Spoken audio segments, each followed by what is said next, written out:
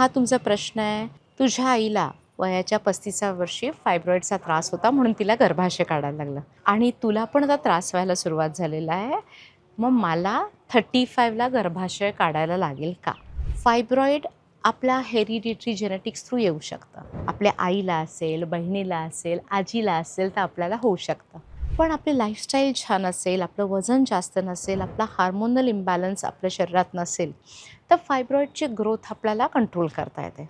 पण आपल्याला फायब्रॉईड झालंच आणि त्या फायब्रॉईडमुळे जर खूप हेवी ब्लड फ्लो होतो आहे, आपल्याला बाळ राहत नाही आहे, खूप प्रेशर सिम्प्टम्स आपल्याला जाणवायला लागलेत, तर गर्भाशय काढायचं काही गरज नाही आहे. आपण फक्त फायब्रॉईड काढू शकतो आणि गर्भाशयाला छान सुरक्षित ठेवू शकतो. या सर्जरीला मायोमेक्टमी म्हणतात, जी आपण दुर्बिणीने सुद्धा करू शकतो.